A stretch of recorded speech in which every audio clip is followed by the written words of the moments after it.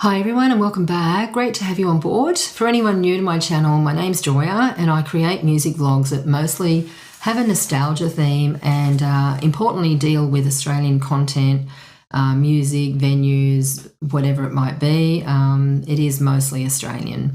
So today it's all about females in the pop and rock world of the 50s and 60s, although I will be, talking about some of the cultural context. So let's go right back to the 50s. Now, folk music, jazz, rock and pop, they were all sharing the stage during this time, and many performers started out as jazz or country players. And they're all great entertainers looking for ways to showcase their talents. It was a new music scene, kind of exploded with Elvis and the Beatles and everyone that sort of followed from the UK and America. So it was also a new scene where teenagers were really dominant and visible and into sort of the entertainment world. Promoter Lee Gordon, he began staging a lot of shows that appealed to both teenagers and adults. Festival Records main man Ken Taylor, he was really quick to sign Australian Johnny O'Keefe and Cole Joy, who kind of started the whole journey, I guess.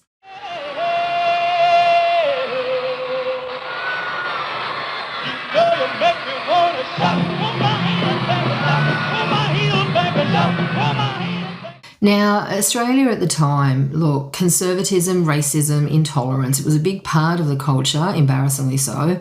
It was even in the legislation. Women were expected to stop employment when they were married or had children. Homosexuality was illegal. Censorship was rife. And I know that hotels also, they changed their closing times from 6 p.m. to 10 p.m. Interestingly, in New South Wales, that happened in 1955, and in Melbourne, it wasn't until 1966. Having a beer after a hard day's work once meant putting up with a 6 o'clock swill, but then they changed the law. February the 1st, 1955 is BE Day, Beer in the Evening Day. So this new music boom in the 50s, it kind of gave a lot of Australians a sense of excitement and a type of, cultural enlightenment, I guess. There was a lot of rebellious energy. It was palpable. Young people were inspired to form bands and take up instruments and really get into it. I'm a bodgy. I'm a witchy, so what? A bodgy is a male with long hair and unusual clothes. A widgie is a female with short hair and unusual clothes. Unlike the rest of society, the male is usually the more colourfully, even exotically dressed. Mostly they're teenagers. Usually they come back to normal after 22. If they don't by then, sound the warning siren. Now, it's important to note that, Australians did embrace the American rock and roll that, was filtering through, but we did develop our own version of rock and roll music. The surf music that came with bands like the Atlantics and rockers like, Johnny O'Keefe and Cole Joy. So it was a kind of distinct Australian style, I guess. A lot of people, speaking of Johnny O'Keefe, a lot of people feel that, he was a singular guy that kind of promoted rock and roll and started it all. And yet I've been reading this book here by David Nichols. It's really good. You should buy it. He said that in this book there's this school of thought where Johnny O'Keefe was but one of a group of men and women who personified that strand of youth culture, and kind of, I found that really interesting. He said that rock and pop music was also competing with folk music and jazz music as one of several kind of choices of entertainment that was around. Also, rock and roll was thought of as a novelty with a limited shelf life, and it wasn't until the early 60s that this novelty kind of started to get interesting. I've also got this great book here, Collected Stories on Australian Rock and Roll. I wanted to show you that. I'll show you some pictures later. Les Welch, interesting guy. He was an Australian singer and band leader, and if you get a chance to listen to Elevator Boogie Blues, it came out in 1949, and when you hear it, you can sort of, you can hear some musical elements of it that it was like he sort of knew that the rock and roll revolution was around the corner. Going down. So now let's take a look at some of my picks of Australia's female artists that were in that rock, pop, even some folk, sort of scenes. It's not comprehensive. It's just a few that I've found and wanted to share with you. Let's start with Alison Durban. And I did want to mention that back in the 50s and 60s, talent shows were huge. And a lot of our performers started their sort of success, winning some of these competitions. Alison actually, she won one, and at a young age she recorded music, and it was Can't You Hear My Heartbeat that actually gave her first hit in Australia. In 1966, she teamed up with the Mike Pajanic Band, and they had a residency at the Coogee Bay Hotel, and then she had a solo career and kind of moved into the country style music. All my friends are crying.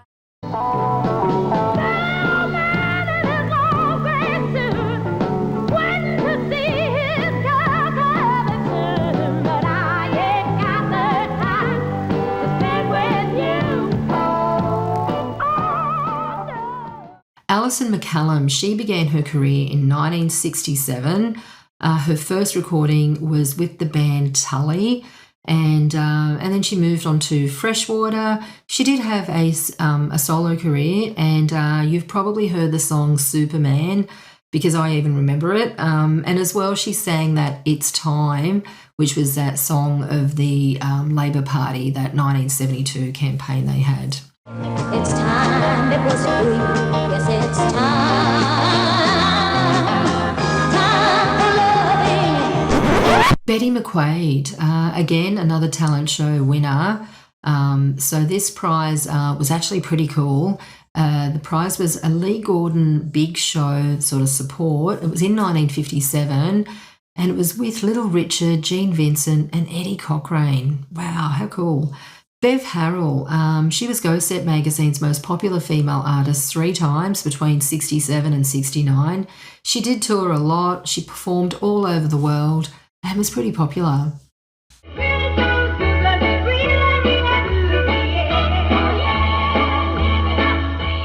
Beverly Dick, she was with the Trailblazers and also played for the Henry Bourse All-Stars. At various venues. I think Melbourne was her main sort of area. She also played with the Planets. She toured with JOK and others, and the band the Planetones. Dinah Lee, probably Australia's most prominent and successful artist of that time. She was New Zealand's Queen of the Mods, and she sang with the Playboys, and soon found herself supporting or in a support slot with Max Merritt. And Harry M. Miller came along and helped tour her overseas. And it was interesting, she also was on a tour with a guy called David Jones, who then changed his name to Bowie. Helen Reddy, another, talent contest winner who, just went gangbusters. She won in 1966. The contest was with Bandstand, and the prize was a trip to New York. But interestingly, they didn't end up keen on her. And anyway, she met up with Lillian Roxon. She got married over there, and she did say a lot in interviews that you had to go to America to make it. And she did have a lot more success in the 70s. I belong, I belong, I belong.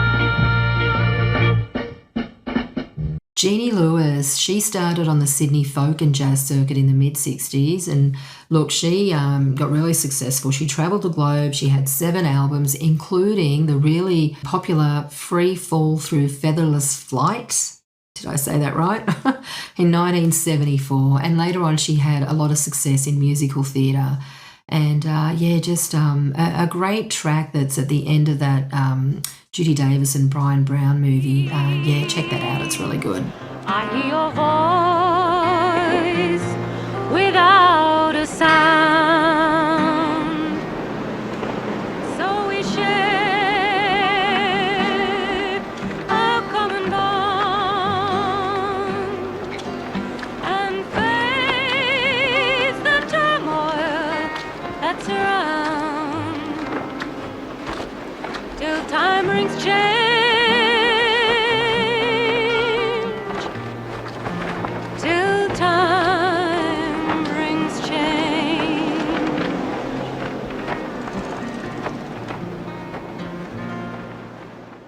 Judy Cann, Australia's First Lady of Rock, got her break at the Coburg Town Hall at the 50-50 Dance Hall. She was on shows like Bandstand. She teamed up with the Thunderbirds in 1959, toured with Cold Joy, got a support slot with Cliff Richard, moved to London in 1963, and she stayed there for 13 years. The wonderful Judy Stone. By 1956, Judy had joined Reg Lindsay's touring performance troupe, and she stayed there for about 18 months. Look, she did perform on all those TV shows that were popular at the time, Bandstand, 6 o'clock rock. She released some hit singles in 61 and 62 and was singing mostly in that country style, and then she moved towards pop. Toured a lot with Cold Joy. She went back to country music, and in fact, Judy was awarded a Member of the Order of Australia, which was fantastic. And I did read that she was the first woman to have a female bass player and a female backing singer in her band. Just amazing. And I know she did continue performing until about 2011.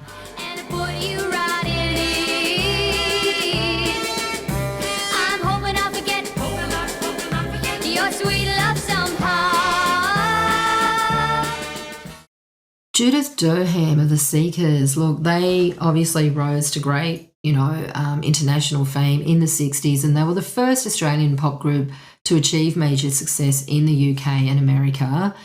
Judith left the band in 1968 for a solo career. Lots and lots of information out there. Check her out. She's amazing. Laurel Lee, she was able to work in her parents' rock and roll tent show. I think that was around Melbourne, and like many others, she was able to perform on all those popular TV music shows, and I think she was quite young too at the time. She was only 15.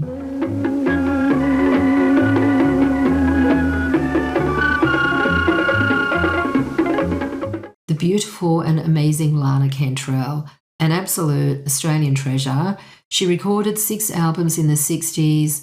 She was singing and playing the piano at the age of 10 at the Sydney Town Hall. Wow, what a feat. Look, in time, she did, sort of evolve into being a popular headlining act. Overseas, she played at all those Las Vegas hotels on the Strip there during her prime. And amazingly, she was on the Ed Sullivan Show in America, that popular variety show, a whopping 15 times. Wow, that's just amazing.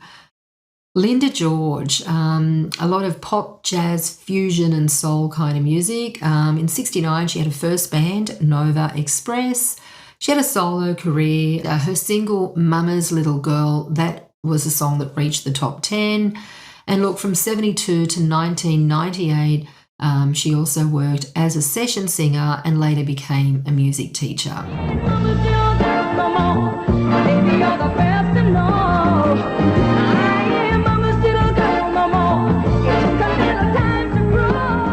Little Patti, she won a talent contest singing Surfer Joe. She was 13 when she was discovered, and she had a hit song with My Blonde-Headed Stompy Wompy Real Gone Surfer.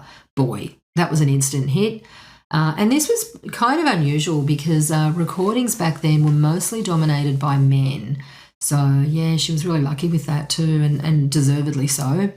She went on to shows like Bandstand, did the clubs, toured Vietnam with Cold Joy to entertain the Australian troops like a lot of Australian acts did. And also she was part of that It's Time Labor, 1972 campaign. I did see that in 1998, Australia Post issued some stamps of the early rock and roll years, and yeah, she was honoured. Unfortunately, she was the only female on those stamps, but yeah, it was a great honour. There was actually a story as well she told in an interview. When she was 15, she played at Surf City in King's Cross, and Billy Thorpe and the Aztecs, they were there, they were the band, and apparently backstage she was kind of preparing, and they gave her the music, or, the band went on stage to prepare, and Billy apparently said to her, because she was quite nervous, and he said, "Listen here, Amphlett, what are you scared about? All these people are here to see you. They're going to love you. Come on, get on, Amphlett, go out and, get on top of those bastards. They'll love you." So I found that pretty amazing. Gotta love Billy Thorpe. The amazing Lynne Randell, she was called Little Miss Mod. She had that fantastic hit single, Ciao Baby. And if you have a look at the video, there's a YouTube clip where you can see it's in colour and it's shot in New York. So, yeah, it's a really cool video. She actually supported the Monkees and, yeah, she had great success. Now you've lost sight of my love. It's time to say goodbye, love. Ciao, baby, let's call it a day. Ciao, baby, go ahead and throw my love away. Noeleen Batley was Australia's Little Miss Sweetheart. So she, produced albums and recordings and just had a lot of success. In 1960, she had the hit song Barefoot Boy. With her Girl Next Door image, Noeleen Batley became the first female hitmaker of the decade with Barefoot Boy in 1960. Wrapped up in each other's arms. Olivia Newton-John. Olivia won a talent contest in 1965. The prize was a trip to London, so she went over there, and in time, Carol, her friend, they formed a duo and they were opening shows for bands like the Seekers. And look, I think her association with Cliff Richard was, brought her music to a wider audience. And then in 1971, she recorded If Not For You. She made some great albums. Look, people just loved her. People still love her. And Greece, of course, sent her into the stratosphere. There's a great website called onlyolivia.com. Check it out for more information. Rest in peace, the wonderful, beautiful Olivia Newton-John. Patsy Ann Noble, she released her first single in 1960. And, she headed over to England. She did change her name and focused on acting. So her new name was Trisha Noble. So she did enjoy a lot of success and just became pretty popular as well. But you must reap whatever you may sow. And after playing my games with you, a lesson I have learned. Patti Markham, she was a bandstand star, a performer that was quite popular during the years 1960 to 63. She did, however, fade from the scene after that period. Margaret Roadknight, she had her first gig in 1963 at the Emerald Hill Theatre in Australia, this is. She taught herself guitar, she worked in a residency spot. She spent 1965 in Sydney, where she did her first TV show with Leonard Teal. Yeah, so look, in Melbourne, she was able to, she sang with Frank Trainor's Jazz Preachers as their vocalist. And that was because Judith Durham had left to join the Seekers. How amazing. Look, in the late 60s, she performed at the National Folk Festival, and her first concerts were kind of about this time, and then it was in the 70s that her recording career sort of took off. Toni McCann, she was backed by the band The Blue Jays, and they actually found fame later on without her, unfortunately. She did make 2 singles, didn't really succeed with that, and I just wonder whether, maybe there was no support, because she did have some great songs. Marci Jones and the Cookies, what a great name. Look, she was quite popular. She was with Thunderbirds. Normie Rowe was her partner at one point. She released some great records, and she actually supported the Monkees on their 1968 tour. And she also went to Vietnam with some of the other Australian acts, toured with people like Roy Orbison, Tom Jones, really, really popular. The Vamps, they were the first all-female Australian band. They formed in 1965. There's a great ad, Wild Girls for Hire, and some great pictures that I'll show you. They did play the Mellors Club circuit through to the end of 65. And then in 69, they moved to America till about 1975. So when they came back to Australia, they renamed themselves Peaches, and they had that hit song Substitute, which I found on Countdown actually, and I actually remember that song. They disbanded in 1980.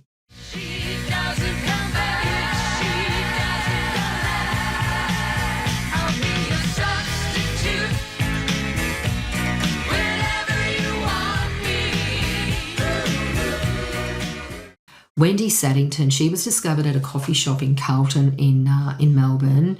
So in 1967, she was in a band called The Revolution. She was 17 when she joined the James Taylor Move Band, but that was only for about 4 months, I think. Go Set, the magazine Go Set, named her the face of 1968, and that was the year she joined Chain. And after that, it was Jeff St. John's Copper Wine Band in 1970. And in fact, when he was unable to sing at the Wallachia Festival, she actually fronted the band. So after that, she was in a new band called Teardrop. She starred in the musical rock opera Tommy. And then in the late 70s, she kind of devoted herself to the Hare Krishna movement and kind of just performed sporadically in the mid-80s. In my opinion, and in many people's opinions, I think she should have been a superstar. And I just wonder whether she, should have got more support, more backing, more of everything. And I do have some excellent pictures. There's one of in Philip Morris's book, actually. I think I can show you here. Look at these. Aren't they great? Fantastic. That's from this wonderful book.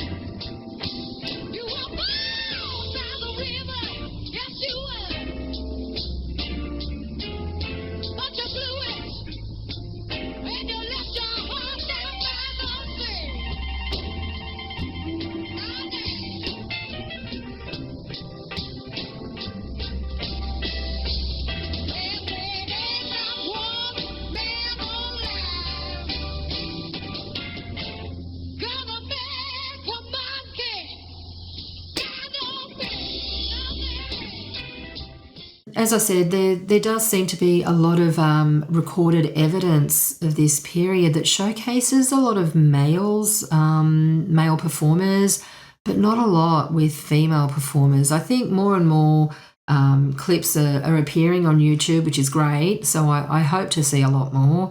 And through the National Sound and Film Archive, I think there should be a lot more sort of out there. Also, I did want to mention that during that time, there were a lot of overseas artists, especially in the mid-60s, that were all male, that, people could sort of get inspiration from. But there weren't a lot of female performers in that pop rock world. But then if you look at the folk, gospel and jazz scene overseas, there were a lot of female performers, people like Joni Mitchell. So, yeah, I just found that, kind of interesting. It was like the rock scene or the pop scene was this separate world, and I think some people even regarded pop success as a bit of a sellout. And I think it wasn't really until the 70s that, there was any kind of significant crossover for female artists, in these fields. I guess choices, for female musicians were sort of limited. And look, back then, I guess in the pop world, women often sort of played second fiddle. There are a lot more challenges. It was just harder. There are lots and lots of stories. There are a lot of interviews with women of that period that talk about the stumbling blocks on their path to success. And look, whether it was intentional or not, I think just the fact that they had to work harder to get recognition, that's probably not great. Anyway, thanks for watching. I hope you've enjoyed this vlog. It might be a bit longer than I expected. It's just something that I've been wanting to do to highlight, female performers and especially in Australia. And I think they did play a significant role in, that evolving entertainment scene. They were just really instrumental in sort of shaping Australia's musical and cultural landscape. I really think that we should be shining a spotlight on them. And I hope you enjoy it. Look, I know there are a lot more artists that I could have mentioned. It would have gone on for too long, this vlog, so I've tried to include as many as I could with these, the time limitations that I've got. So, yeah, if there are any more, just comment if you think there are some that I should have mentioned. And, yeah, thanks for watching. Don't forget to like and subscribe for future vlogs, especially on this topic. Cheers. But I'm an employee of this. Doesn't matter. Now women are allowed. Why can't you serve her? There's no women allowed in the Tisbury. But she's an employee on Yeah, it the... doesn't matter. Yeah. Joan, how do you feel about not being able to get a beer with your mates? Well, considering all the other employees are entitled to this privilege, I feel it's outright discrimination.